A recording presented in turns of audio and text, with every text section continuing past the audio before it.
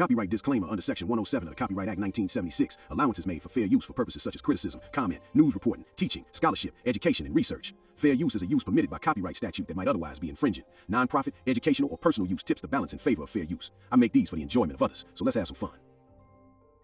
Good morning, good afternoon, good evening, and good night. Welcome in and welcome all. In today's video, I dive into how the kids from the Magic School Bus became the teens from Captain Planet. Their physical similarities have been talked about before, but I wanted to create a whole story on how it happened. Also, let me know where you're watching from. I like connecting with people from all over. So with that being said, sit back, relax, and enjoy. Chapter 1. The Genesis of the Planeteers.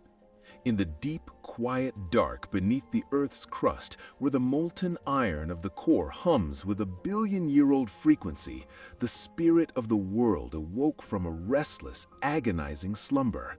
She was Gaia, the living, breathing embodiment of the Earth.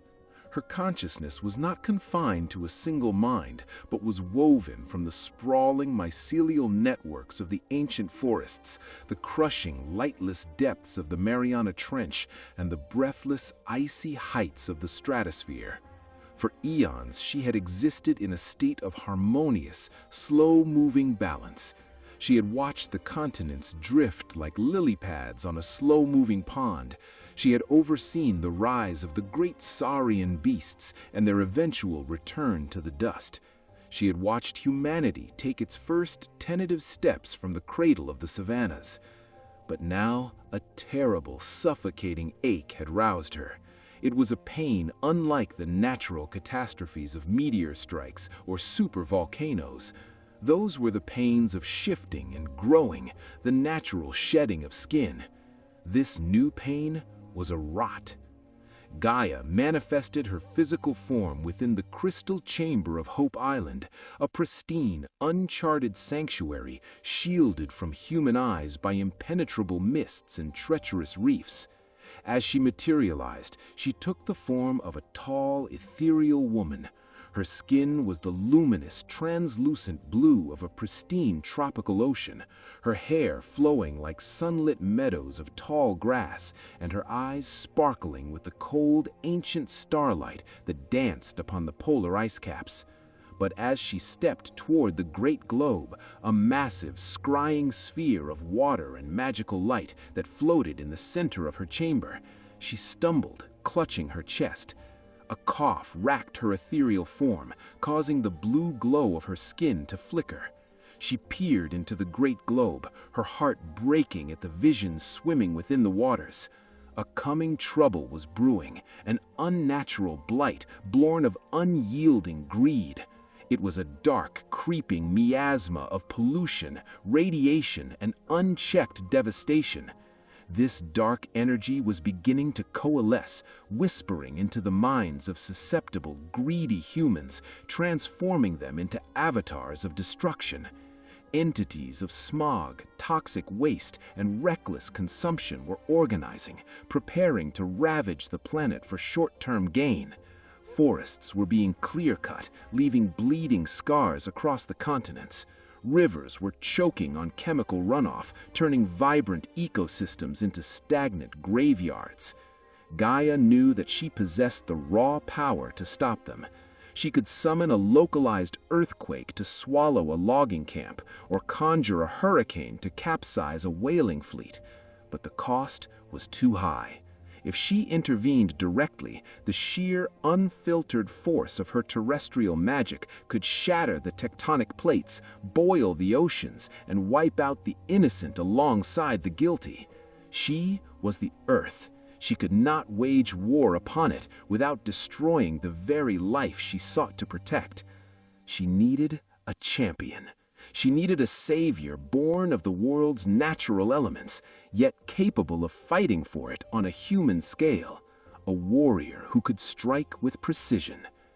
Descending into the deepest, most sacred catacombs of Hope Island, Gaia prepared to perform the greatest working of magic the world had ever known. She stood before an ancient crucible forged from the heart of a fallen meteorite. Closing her eyes, she reached out with her spirit, gathering the raw, untamed forces of the planet. First, she reached deep into the raging magma of the mantle. She felt the heat, the destructive yet purifying force of creation, and pulled forth the essence of fire, a fiercely glowing, volatile ruby orb. Next, she reached into the abyssal trenches of the Pacific, feeling the crushing weight and the fluid, adaptable cradle of existence. She drew forth water, a sapphire orb that shimmered like a sunlit sea. She reached up into the jet streams, catching the chaotic, ever-moving breath of the globe, and pulled down the wind, a swirling, cloudy opal orb. She reached into the deep crust beneath the oldest mountains, pulling a massive, uncut diamond and crushing it in her magical grasp to extract the essence of Earth, a deep, resonant emerald orb, heavy with unbreakable foundation. Finally, Gaia reached into her own chest. She gasped as she extracted a glowing golden thread of her own divine empathy, the love of a mother for all living things. This was the power of heart, a golden topaz orb, warm and inviting. With a roar that shook the very foundations of Hope Island, causing the ocean outside to surge and the skies to crackle with lightning, Gaia merged these 5 elements within the crucible. From the blinding collision of elemental forces emerged a being of spectacular power and radiant energy. He had skin of cerulean blue, hair of bright emerald green, and a chest emblazoned with a golden globe. He was Captain Planet, the ultimate elemental warrior. He hovered before her, crackling with thunderstorms, volcanic heat, and the crushing pressure of the deep sea. But as the magnificent being opened his eyes, Gaia realized a devastating caveat. The raw elements, when combined without a governor, were too chaotic. Captain Planet's mere presence in the crystal chamber began to melt the stones and crystallize the air. He was a god of nature, too powerful, too volatile. He could not exist permanently in the physical plane without unintentionally burning up the atmosphere and flooding the continents. He needed an anchor. He needed a bridge between the wild, unfeeling forces of nature and the conscious, empathetic spirit of humanity. With a heavy heart, Gaia commanded the champion to disperse. "Sleep, my champion," she whispered softly. The towering figure dissolved back into the 5 floating orbs of light. If Captain Planet was to be the savior of the world, he could only be summoned when humanity itself recognized its duty to the Earth. The power had to be shared. From the 5 orbs of elemental power, Gaia forged 5 rings. They were simple bands of golden metal, each set with the elemental stones she had created. But these rings carried a dangerous, terrible burden. The elemental magic was pure and absolute. If placed on the hands of the selfish, the greedy, or the corrupt, the magic would invert. A corrupted earth ring would cause catastrophic quakes. A corrupted wind ring would summon devastating tornadoes. Gaia needed 5 pure souls to wield them. They had to be humans who understood profound pain, so they would not casually inflict it upon others. They had to understand the bitter sting of loss, so they would fiercely protect what was left. Most importantly, they had to be young. The adult world was too deeply entrenched in the systems of greed, compromise, and willful ignorance. She needed children. Closing her eyes, Gaia projected her consciousness across the globe, searching the hearts of billions. Her spirit drifted over sprawling mansions where children were spoiled and callous. She passed over elite academies where ambition had already snuffed out empathy. She searched for purity in the darkest, most forgotten corners of humanity.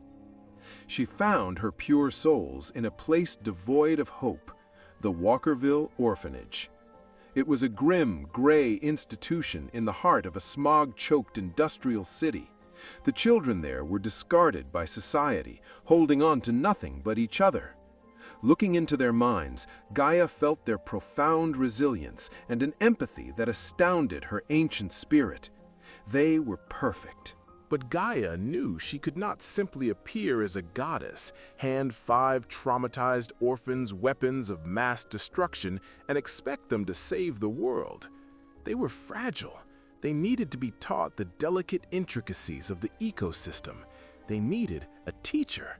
They needed a mother figure to heal their broken hearts before they could heal the world. Weaving the magic of the earth around her, Gaia began to shift her form. Her radiant blue skin faded to a soft human peach. Her flowing green hair transformed into a wild, frizzy mop of fiery red. She shortened her stature, softening her divine angles into a warm, approachable human shape. With a wave of her hand, she conjured an eccentric dress covered in planetary patterns and sensible, slightly scuffed shoes. Finally, she summoned a small portion of her earth magic to create an iguana named Liz, a familiar to serve as her magical anchor and confidant in the human world. Gaia buried her divine majesty deep within. In her place stood Miss Valerie Felicity Frizzle. With a mischievous wide smile and a heart overflowing with maternal hope, she set out for the Walkerville orphanage, ready to find her Planeteers. Chapter 2: The Magic Bus and the Walkerville Orphans. The Walkerville orphanage was a monument to societal neglect. The brick walls were stained with decades of soot from the nearby factories. The playground was a barren patch of cracked asphalt, and the air always smelled faintly of sulfur and despair. Inside, the atmosphere was rigidly oppressive, overseen by caretakers who viewed the children as burdens rather than human beings. That all changed the Tuesday morning Miss Frizzle arrived as the new head caretaker. She was a whirlwind of color, warmth, and relentless, almost manic optimism. She wore dresses patterned with paramecia, solar systems, and coral reefs. To the general populace of the orphanage, she was a bizarre enigma, but to 5 specific kids, she slowly became the anchor of their chaotic lives. There was Tim, a quiet, deeply observant boy who spent his free time trying to cultivate a meager garden in the toxic dirt of the courtyard. There was Wanda, a fiercely protective tomboy who was constantly getting into fights with older kids to defend the younger orphans. Dorothy Ann, known as D.A., was the intellectual isolationist of the group, always hiding behind thick discarded books on meteorology and physics to avoid the harsh reality of her abandonment. Carlos was the desperate joker, a boy who used terrible puns and relentless humor as a shield against his own profound sadness, constantly trying to make his fellow orphans smile. Finally, there was Arnold. Arnold was paralyzed by anxiety. He was terrified of the dark, terrified of the other kids, and terrified of the world beyond the orphanage walls. He just wanted to be safe. Gaia, acting flawlessly as Miss Frizzle, knew that maternal love alone would not prepare these children for the apocalyptic battles to come. They needed to understand the intricate, fragile interconnectedness of the planet. They needed a classroom that could transcend the physical limits of the bleak city. In the junkyard behind the orphanage, Miss Frizzle found her vessel, the rusting, forgotten husk of an old yellow school bus. Late one night, under the light of a full moon, she sneaked out into the yard. Placing her hands on the cold, decaying metal, she channeled her terrestrial magic. The tires inflated with the breath of the wind. The engine block roared to life, ignited by the fire of the Earth's mantle. The chassis was fortified with unbreakable subterranean ores, and the radiator flowed with the purest, coldest underground waters. The magic school bus was born, a sentient, shape-shifting vessel capable of shrinking to the size of a blood cell or flying into the vacuum of space. The field trips began shortly after. What started as weekend excursions to escape the orphanage quickly escalated into bizarre, perilous, and awe-inspiring journeys. Miss Frizzle used these trips to test and mold her 5 chosen children, carefully observing their affinities to match them with the elemental rings. The first major test was for Tim. Miss Frizzle drove the bus into a deep cave system, only to have the vehicle shrink and tunnel directly into the Earth's crust.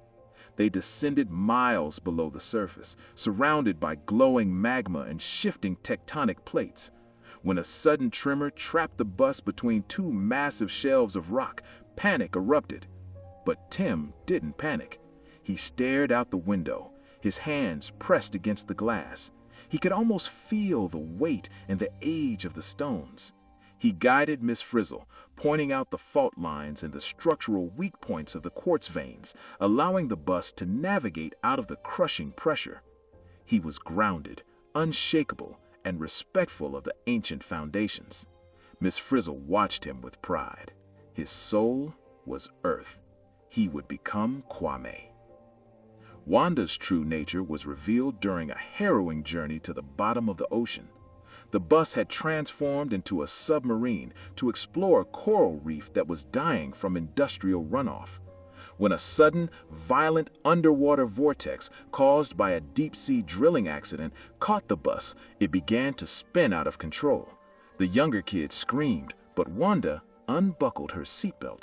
She didn't fight the chaos, she observed the flow. She instructed Miss Frizzle to cut the engines and ride the peripheral currents of the vortex, using the water's own momentum to slingshot them to safety. Wanda possessed a fluid, unstoppable momentum and a fierce desire to protect the vulnerable marine life they had witnessed. Her soul was water. She would become G. Dorothy Ann's moment came high above the earth. The bus had sprouted wings and was caught in the terrifying, chaotic eyewall of a Category 5 hurricane. The turbulence was violent enough to rattle the teeth in their skulls. D.A., clutching her meteorology textbook, didn't succumb to the fear. Her sharp, analytical mind calculated the barometric pressure drops in the wind vectors.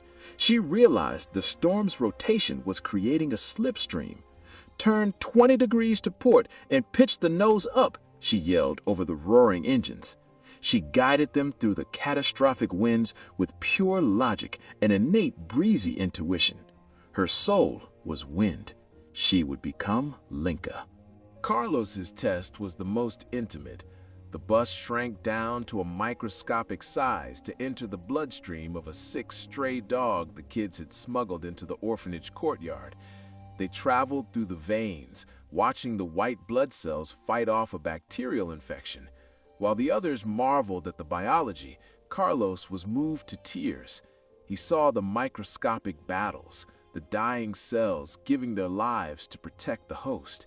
He realized that the dog, the humans, the earth, it was all one giant breathing organism. He placed his hand on the bus console, his profound empathy radiating outward, causing the dog's heart rate to steady. He was the emotional glue of the group.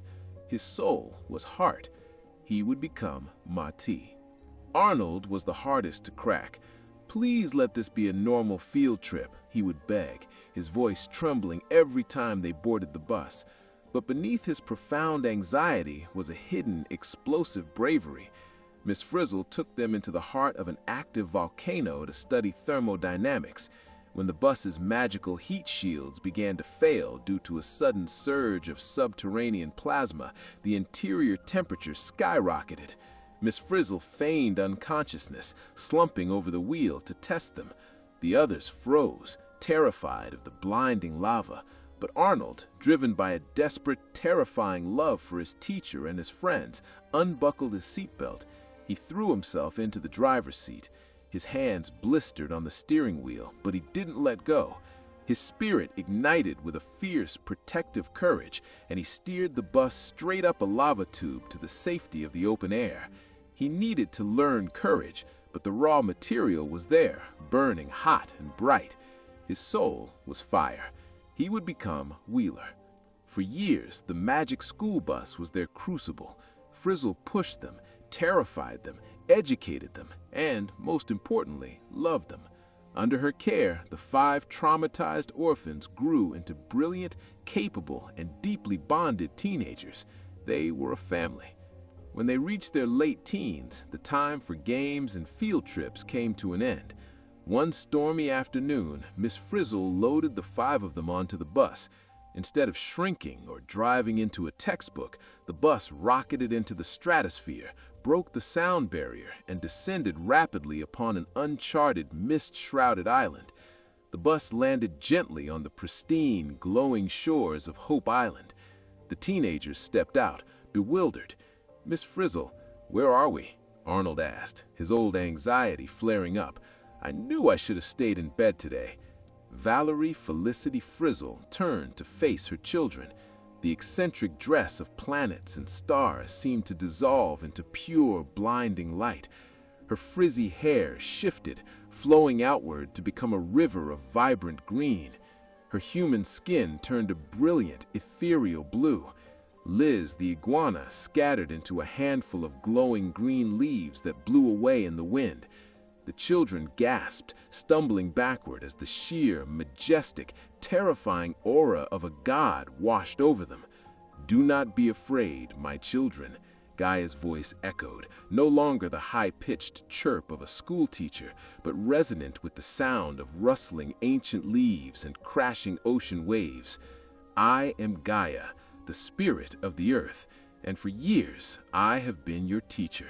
She led the stunned teenagers into the crystal chamber, where the 5 elemental rings floated in a beam of pure light.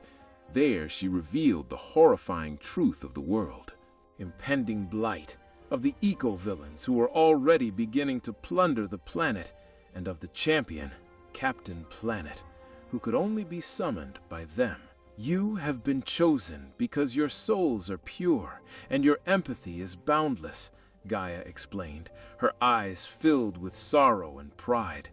"But to take up this mantle, to protect your minds and to hide your identities from those who would exploit your pasts, the children you were at the Walkerville orphanage must cease to exist. You must be reborn."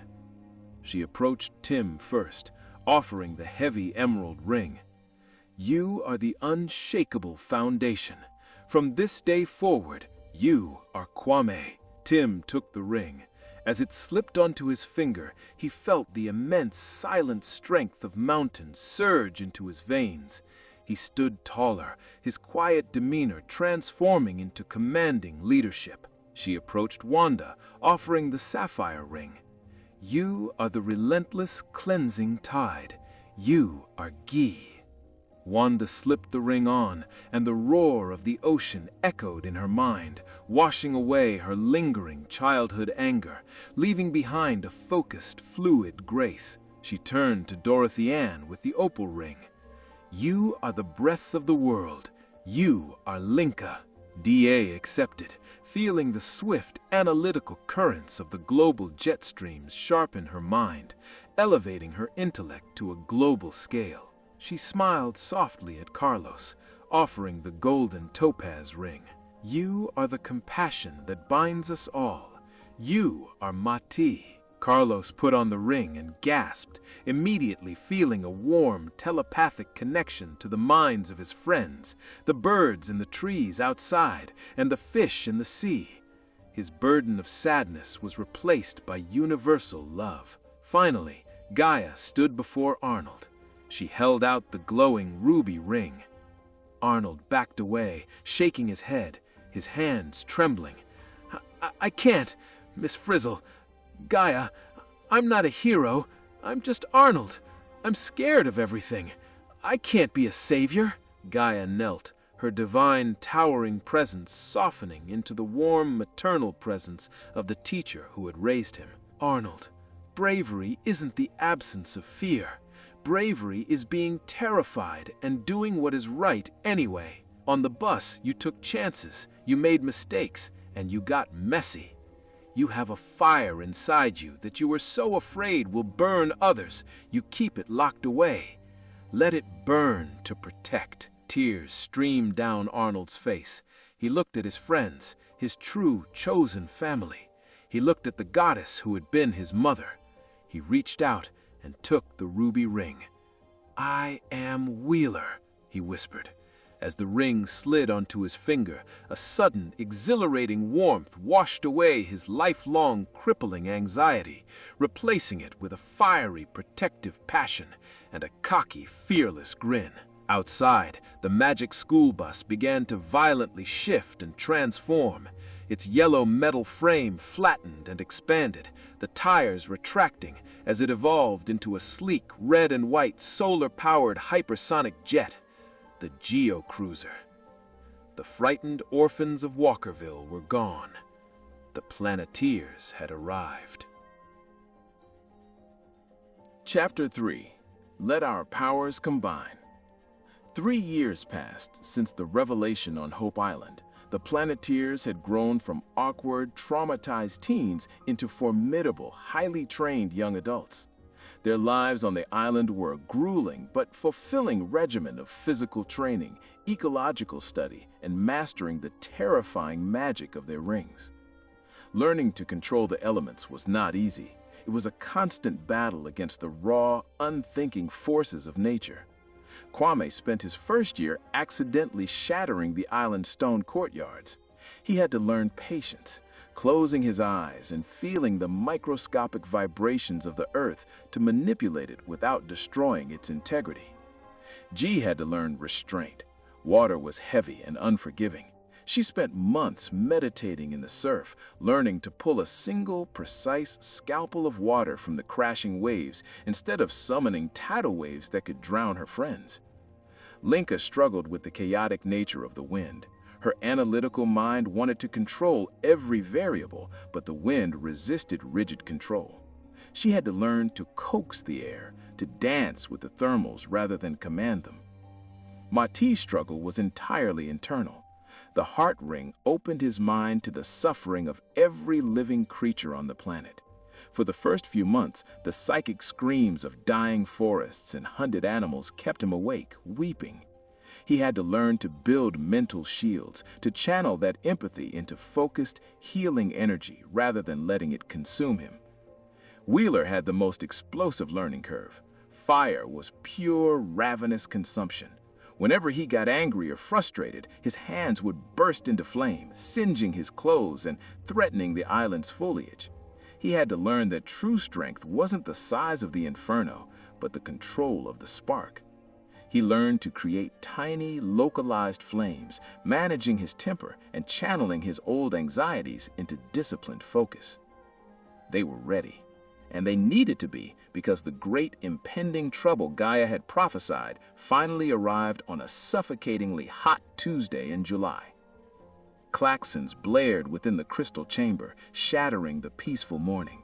The great globe at the center of the room pulsed with a sickly, toxic neon green light. Gaia materialized from the floor, but something was terribly wrong. Her brilliant blue skin was pale and covered in gray, ash-like sores. Her green hair was brittle and brown at the ends. She fell to her knees, coughing up black smog. "Planeteers," she gasped, her voice sounding like grinding stones. "The blight, it is here." On the massive viewing screens of the chamber, a horrific scene unfolded. A coalition of the world's most vile ecological terrorists had made their move. The monstrous, mutated Hubbish Greedley, a man whose greed had physically twisted him into a pig-like beast, had teamed up with Duke Nukem, a terrifying avatar of radioactive waste. Together, they had besieged a massive, heavily populated coastal metropolis. They weren't just illegally dumping waste, they had combined their dark technologies to rip open a massive fissure in the Earth's crust right in the center of the city, tapping into a subterranean pocket of ancient, highly toxic gases. Over this fissure, they had erected a towering mechanical monstrosity, a smog generator the size of a skyscraper. It was actively vomiting a thick, acidic yellow-black cloud over the entire region. The sky was entirely blotted out. The nearby ocean was turning to a vicious, lifeless sludge. The millions of people trapped in the city were suffocating in the streets. To the Geo-Cruiser, Kwame shouted, his voice echoing with the authority of stone. They sprinted to the hangar and launched the Geo-Cruiser, tearing across the sky at Mach speed. Inside the cockpit, the atmosphere was tense. Mati sat in the co-pilot seat, his eyes closed, his hands glowing with golden light as he used his heart ring to reach out across the miles. "It's terrible," Mati whispered, a tear slipping down his cheek. "The animals in the bay are dying. The people are trapped in the subways, gasping for air. There is so much fear. It's blinding." "We won't let them die," G said fiercely, her hands gripping the flight controls, her knuckles white. "We've trained for this." As they approached the city, the sheer, horrifying scale of the devastation became apparent. The smog was so thick, so corrosive, that the Geo-Cruiser's sensors began to fail. Alarm shrieked in the cockpit as the windshield was obscured by acidic grime. "I can't see the landing zone. We're gonna crash into the skyscrapers," G yelled. "Linka, clear us a path," Wheeler yelled from the gunner's seat. Linka stood up, unbuckling her harness, and thrust her ring forward. "Wind," she commanded, calculating the aerodynamic vectors and barometric pressures just as she had done on the Magic School Bus all those years ago. She unleashed a localized high-pressure cyclone from the nose of the ship. The spinning vortex of pure air bored a clean tunnel right through the toxic clouds, allowing G to pilot the Geo-Cruiser safely into the heart of the ruined city. They landed hard in a shattered plaza, right at the base of the massive, thrumming smog generator. The moment the ramp dropped, Hoggish Greedley's mechanical drones, hideous, rusty machines leaking oil and radiation, swarmed them. The Planeteers leapt into the fray, moving with a synchronized, lethal grace born of years living as a family. Kwame dropped to his knees and slammed his hands into the cracked pavement. "Earth!" he roared. He didn't just throw rocks, he manipulated the kinetic stress of the tectonic plates beneath the city. Massive, perfectly formed pillars of asphalt and bedrock shot upward with pinpoint accuracy, impaling and crushing the advancing drones without damaging the surrounding occupied buildings. G ran toward the edge of the plaza, where the polluted bay waters lapped at the concrete. "Water!" she cried. Recalling the hydrodynamics from their submarine trips, she spun her ring, pulling thousands of gallons of water from the bay. She pushed her magic into the liquid, purifying it through sheer elemental force in midair, and sent it crashing down as a localized, high-pressure tsunami, washing away a platoon of radiation-spewing mutants sent by Duke Nukem. "Burn, you overgrown tin cans!" Wheeler shouted, his face alight with a reckless, joyful courage he had never known as Arnold. "Fire!" He unleashed a torrent of flames from his ruby ring, but he didn't shoot wildly. He remembered Miss Frizzle's lessons on combustion and oxygen depletion. He targeted the exhaust vents of the enemy mechs, starving their engines of oxygen and melting their internal circuitry with surgical, superheated strikes. Above them, Linka manipulated the atmospheric pressure, creating sustained vacuums that sucked the toxic gas away from the fleeing civilians, funneling clean air into the subway grates. Mati stood at the center of the formation, his ring glowing brilliantly as he used his telepathy to soothe the panicked crowds, guiding them through the safest escape routes and simultaneously coordinating the Planeteers' strikes, linking their minds so they fought as one single organism. For a brief, triumphant moment, it seemed they were winning. They had secured the plaza. But Duke Nukem and Hoggish Greedley, watching from the control deck of the smog generator, laughed. "Let's see how they handle a little concentrated pollution," Greedley snorted, pulling a massive lever.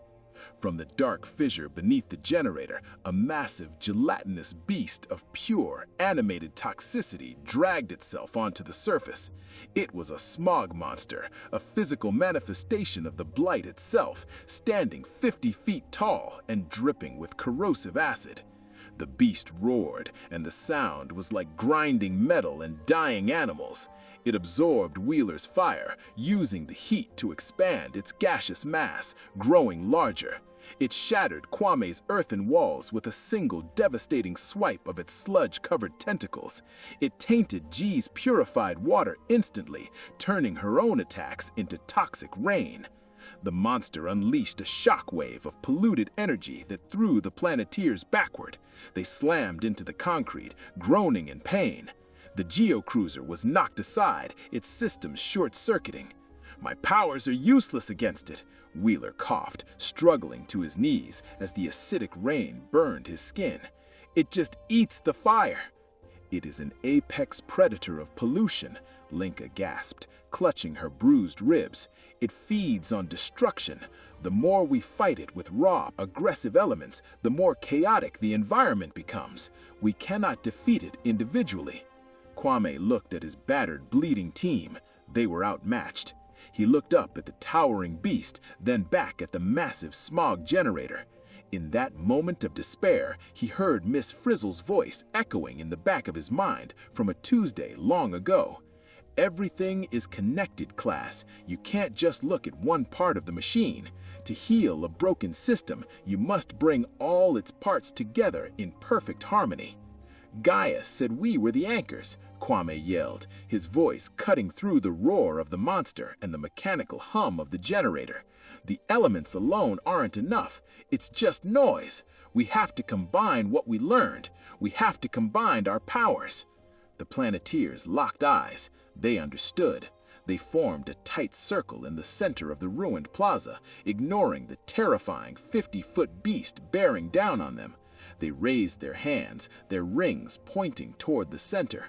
The 5 crystals began to hum, vibrating with a frequency that countered the destructive noise of the city, glowing with an intensity that rivaled the sun. "Let our powers combine," Kwame shouted. "Earth," he declared. A massive beam of emerald light shot from his ring. It carried the steadfast, unbreakable strength of the planet's core, the memories of the quiet boy who planted flowers in toxic dirt. "Fire!" Wheeler yelled. He stepped entirely out of the shadow of Arnold's fear, unleashing a beam of brilliant ruby light. It was the spark of life, the warmth of the sun, and the fierce desire to protect his family. "Wind!" Linka cried. A beam of swirling opal light joined the others, representing the breath and movement of the world, driven by a brilliant, unyielding intellect. "Water!" G shouted. Her sapphire light crashed into the center, bringing the cleansing, fluid force of the oceans and the relentless, driving momentum of a girl who refused to be beaten. "Heart!" Mati finished, tears of pure love in his eyes. His golden light shot forward, acting as the profound, empathetic gravity that bound the volatile, chaotic elements together. The 5 beams met in the center of the circle. The collision didn't create an explosion, it created a singularity of perfect, absolute harmony. A blinding sphere of pristine, rainbow-colored light erupted, pushing back the smog in a massive shockwave. The earth trembled, not with destruction, but with joyous, ringing recognition. Thunder cracked, and a whirlwind of pure, untainted energy spiraled upward into the blackened sky. From the swirling vortex of light, a figure emerged. He shot into the sky like a rocket, doing a triumphant, joyful barrel roll before hovering high above the ruined plaza. His skin gleamed cerulean blue in the light of the sun he had just uncovered. His green hair flowed like a lush forest canopy in the wind. The golden globe on his chest pulsed with the combined, courageous heartbeat of the 5 orphans from Walkerville. "By your powers combined, I am Captain Planet," his voice boomed. It was a magnificent sound, echoing with the resonance of 1 billion living creatures, carrying the strength of Kwame, the fluidity of G, the intellect of Linka, the fire of Wheeler, the empathy of Mati, and the eccentric, unstoppable joy of Valerie Felicity Frizzle. The smog monster shrieked, launching a barrage of concentrated toxic sludge at the elemental champion. Captain Planet simply laughed, a sound like rushing waterfalls and rustling leaves. "You're a little too dirty for my taste, sludge ball. Time to take out the trash." Captain Planet dove. He didn't just hit the monster with brute force, he utilized the combined intimate knowledge of the Planeteers' education. He spun at incredible speeds, creating an immense localized tornado that sucked the gelatinous monster up from the streets and suspended it in the upper atmosphere. As the beast thrashed in the vacuum, Captain Planet clapped his hands together. He generated a massive, hyper-focused spark of pure, superheated plasma. He incinerated the toxic beast on a molecular level, breaking down the complex, harmful pollutants and turning the deadly smog into harmless oxygen and water vapor. A gentle, cleansing rain began to fall over the city. He then descended like a meteor upon the smog generator. With the unyielding strength of tectonic plates, he ripped the massive, skyscraper-sized machine out of the earth by its roots. He flew it straight up into the stratosphere and hurled it into the sun, where it burned away to nothing. Duke Nukem and Hoggish Greedley, seeing their invincible weapon destroyed and their monster vaporized, scrambled toward their escape pods. But Captain Planet landed before them, his eyes flashing with the fury of a hurricane. With a wave of his hand, the earth opened up and swallowed their toxic machinery, encasing the villains in an unbreakable subterranean prison of crystallized diamond, leaving them for the authorities to unearth. The sky was entirely clear. The bright summer sun shone down on the metropolis. The bay began to sparkle as the natural currents, guided by the residual healing magic of the summoning, flushed the remaining toxins out to sea, where they could be safely diluted and broken down. The civilians emerged from the subways and the rubble, cheering, weeping with joy as they looked up at the magnificent blue hero hovering above them. Captain Planet floated down to the exhausted, awestruck Planeteers. He looked at them, and for a fleeting, beautiful moment, beneath his booming, heroic persona, they saw the proud, mischievous twinkle of Ms. Frizzle's eyes looking back at them. "You've done well, Planeteers," Captain Planet said, placing his hands on his hips, his voice brimming with pride. "You remembered the most important lesson of all. No single element, no single person can save the world alone. It takes all of us. The ecosystem must be whole." His physical form began to glow brilliantly, his immense energy destabilizing as the immediate threat was vanquished and the Earth's natural balance reasserted itself. "I must return to the Earth. But remember, the power is yours." With a brilliant flash of light, Captain Planet dispersed into 5 streaks of pure elemental energy, shooting back into the rings on the Planeteers' fingers. The 5 teenagers stood in the center of the saved city, breathing in the crisp, clean air. They looked at their glowing rings, feeling the quiet, humming pulse of the planet beneath their feet. They were no longer the frightened, discarded children from a forgotten gray orphanage. They were not just students on a magical school bus hiding behind the skirts of an eccentric teacher. They were the Planeteers, the ultimate guardians of the Earth. Thousands of miles away, back on Hope Island, within the sacred crystal chamber, Gaia watched through the waters of the great globe. Her gray sores faded from her skin. Her hair regained its vibrant, lush green color. A single tear of pure, overwhelming joy slipped down her cheek, blooming into a beautiful, glowing white lotus flower where it struck the stone floor. She smiled, brushing her hair back from her face. The long, grueling test was over. The real work had just begun, and her children were ready. Well, that was quite the twist, huh? Let me know what you think down below. This took quite some time to make, and I enjoy making them. I'd love for you to sub. That really does help the channel out a lot. If you have any suggestions on movies or TV shows that you want me to try to connect, within reason, I can't connect Rush Hour and Friday the 13th. Let me know and I'll look into it.